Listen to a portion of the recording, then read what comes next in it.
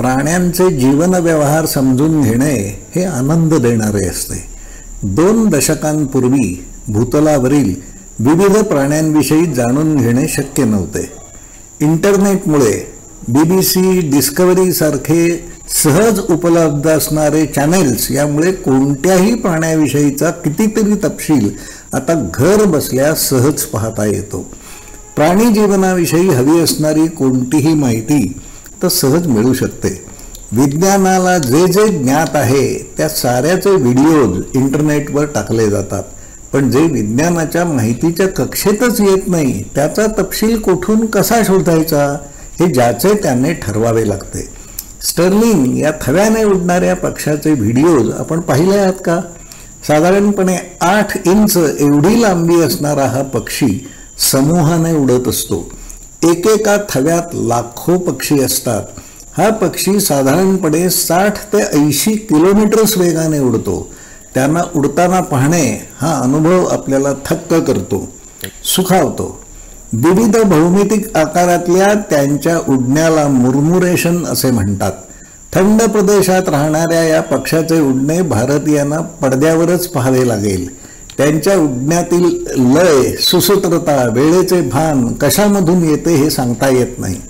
प्रत्येक पक्षाने किती वेगाने, कोणत्या दिशेने कसे उडायचे याची मुभा प्रत्येकाला स्वतंत्रपणे दिलेली नसावी. लाखोंच्या समूहात प्रत्येकाने असा निर्णय घ्यायचा असे ठरले तर गोंधळ उडेल. त्यांच्या उडण्याचे नियम कोण कोठे ठरवतो हे कोणालाच माहीत नाही. समूह मन असल्याशिवाय हे नियम निश्चित करता येणार नाहीत. या पक्ष्यांच्या थव्याने उडण्याचे गूढ अद्याप उलगडलेले नाही. वाळवी, मुंग्या हे जीव समूहानेच राहतात. ते सर्वांसाठी अन्न साठवत असतात. म्हणूनच निसर्गाच्या लढ्यात ते जीव टिकवून राहू शकले. स्टर्लिंग मुंग्यांसारखा अन्नसाठा करून ठेवीत नाही. गवताळ मैदानावर मिळणारे किडे, टोळ, माशा, गोगलगाई हे त्याचे मुख्य अन्न आहे. काही प्रकारची फळे, बियाही त्याच्या आहारात असतात. प्रत्येक पक्षाला स्वतःचे पोट स्वतःच भरायचे असते. स्टर्लिंग या पक्षाचे बरेच खाद्य मोकळ्या गवताळ प्रदेशात मिळत असते. आता गवताळ मैदानेच कमी होऊ लागल्याने त्यांची संख्या कमी होऊ लागली आहे. त्यांच्याकडून होणारा कचरा ही शहरी माणसांसाठी मोठी समस्या आहे.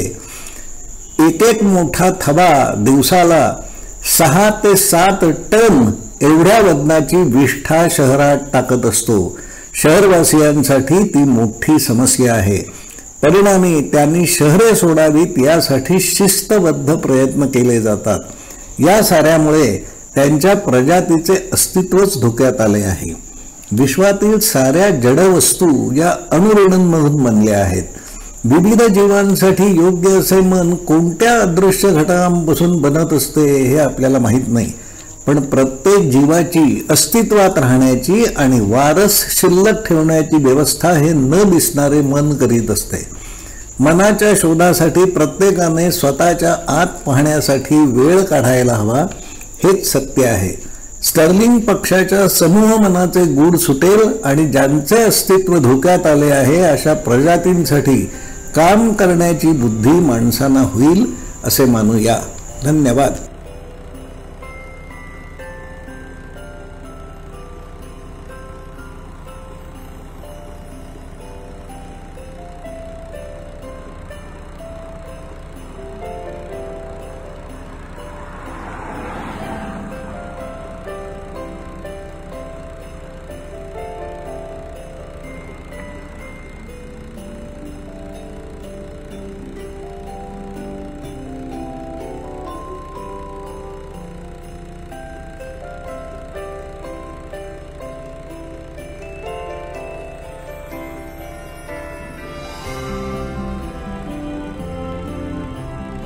That is so freaking cool.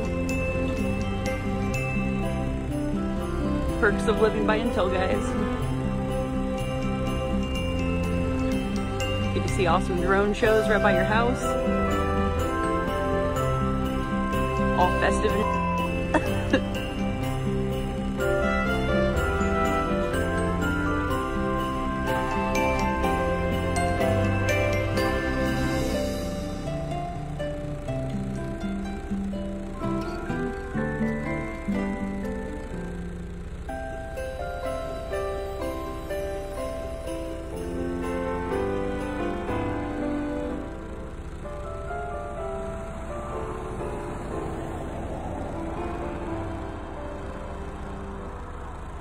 Oh, what's it gonna be now?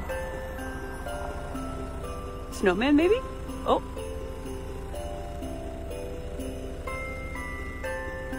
Yup.